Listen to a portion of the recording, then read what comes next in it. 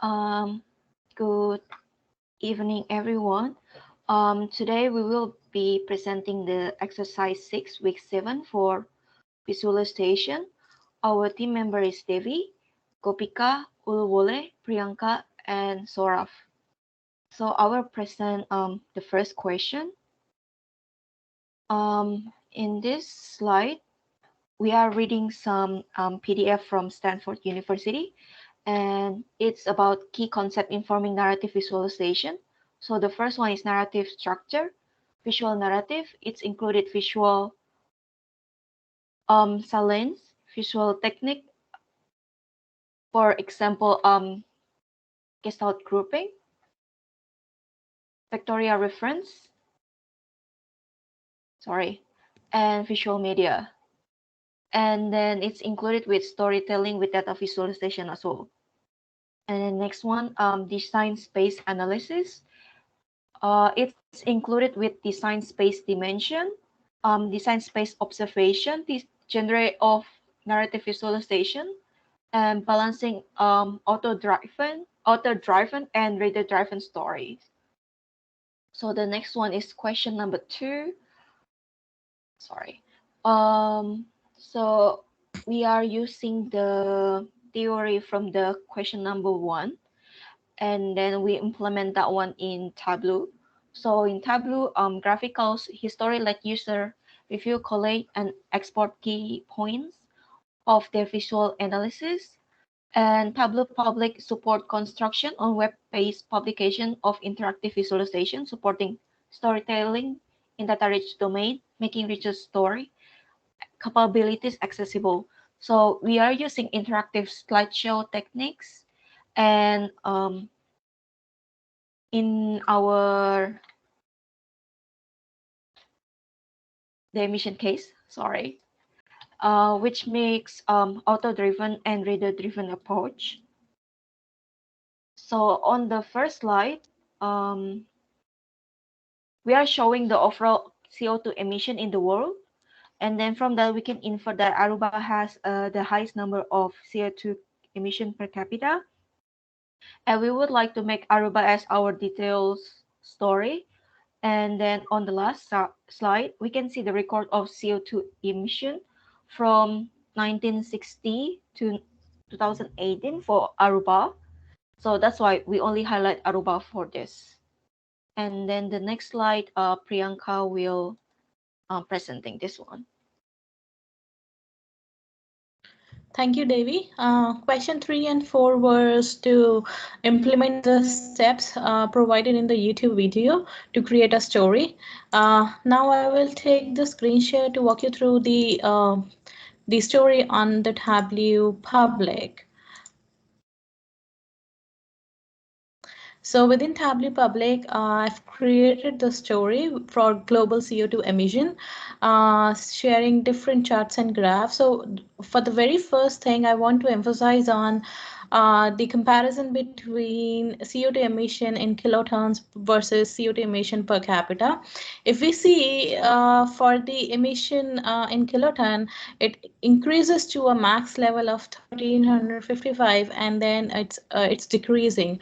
However, the other graph is showing a steep rise.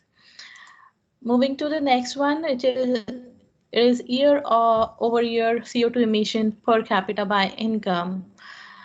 Here I want to tell a story that the high income group is the highest contributor of CO2 emission per capita for the world. The third graph is related to highest CO2 emission in kilotons. So using this graph, we can see that United States and China are the major producer of CO2 in the world. However, if we look at the next chart, we can see that Aruba is highest in terms of per capita. So whereas China and United States are at a lower level. Then comes CO2 emission per capita by income group and region. So this graph actually tells us the highest and the lowest contributor of CO2 emission per capita in the world. So if we see here, the high income group within the Middle East and North African section is the highest contributor towards the CO2 emission per capita. However, the sub-Saharan African region is the lowest contributor for the CO2 per capita emission. This graph is a scatter plot. Here it shows that in terms of kiloton, United States is the highest contributor. However, for the per capita, Aruba is the highest one. This completes section 3 and 4. Now I hand over to Saurabh. Now I'll be presenting my screen as well.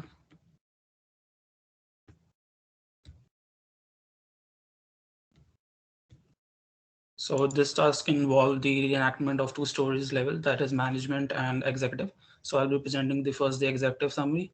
I took the data set of our capstone project, that is our credit card fraud detection, and I created the executive summary of our own data set. The first slide involves the cover letter of the survey. The second slide, I concluded that why are these frauds happening, and I concluded that there were 3 states which were considered as an outlier, that is Texas, PA, and New York, which had the most level of frauds. The next slide involved do scammers always use the same kind of alias? That is, I created a climax question towards the audience, and then I concluded that yes, the majority of the scams that take place are under the name Christopher. The last slide, I concluded that which kind of professions do these scammers inhibit to perform these scams, and I also added a filter of gender for male and female as well. The next question was for the management level storytelling. The common thing about management level and executive that they always include a cover story, a climax point, and a conclusion. The first, this slide involves the cover letter, that is the quality of life index. That means I took the data set from a previous assignments. The next slide, I included the whole map of the quality of life index. And the next slide, I pointed out to India that what kind of quality of index India had, and then I compared it with the cost of living. And in the final slide, I raised a question that does pollution is affecting the quality of life, and I concluded that it isn't that case, because Poland has the lowest pollution index and the quality of index is also great. However, for Taiwan, it's completely opposite. So now I'll be handing over to Gopika for the further slides. Thank you, Saurabh. So I'll be presenting the business and the technical data stories. So I'll be sharing my screen.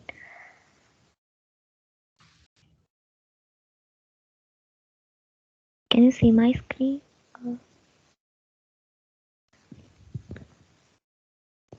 Yes, we can. Okay. So the first one is business. Here we'll be pointing out on a business aspect. Here I considered a data set that contained sales information for 2018, 19 and 2020. So here we can see that in 2019 there was a rapid increase for the sales compared to 2018, because it escalated from 8K to close to 14K. And in the next plot, I just found that the most preferred sales channel is in-store and the least one is wholesale. And also in the next one, why 2019 showed such an escalation in the sales is because compared to 2018, in 4 channels, the sales got doubled. So I highlighted this 2019 and the sales channel. And for the technical aspect, I'll be considered another data set, the sales data set, which contained various sales information. So we'll be pointing more about the data and statistics. So the South region showed the highest revenue. It was around 38.37%, and the second position was marked by Midwest with a revenue percentage of 26.93%, and Texas and California were the states with highest revenue. So this is the global map. And this is the revenue per month, and we can see that compared to other months, December 2020 showed the highest revenue. It was close to around 60 million, but after that, like in January 2021 and February 2021, it rapidly decreased, and after that it gradually increased. And then this is the revenue per age category, and we can see that the highest revenue was made by the age category 30 to 40, and the least was by less than 20. And this is the preferred categories for each gender. Both genders prefer mobiles and tablets, and the second preferred categories are appliances and entertainment. And this is a scatter plot that establishes a relationship between the discount offered and the quantity ordered. So we can see that there exists a positive relationship between the discount person and the quantity ordered. So with this, I'll be concluding and hand over to David. Thank you.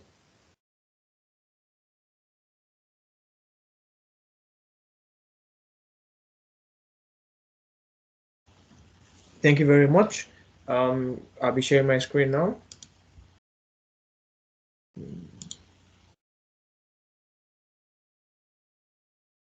Can you see my screen? Yes. Okay. We asked to format our recent data story.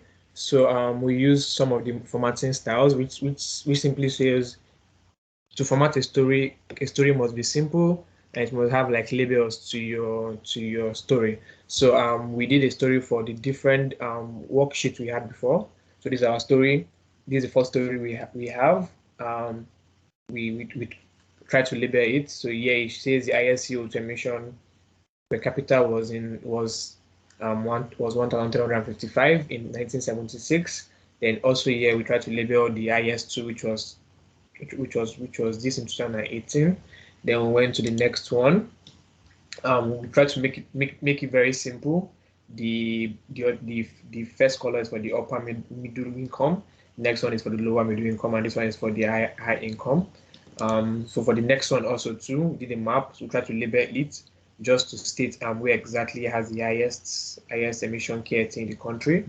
We did the same for the other one too, which you can see Aruba is the highest, and also for this also too, you can clearly see that the high income in the middle west is more than the other incomes.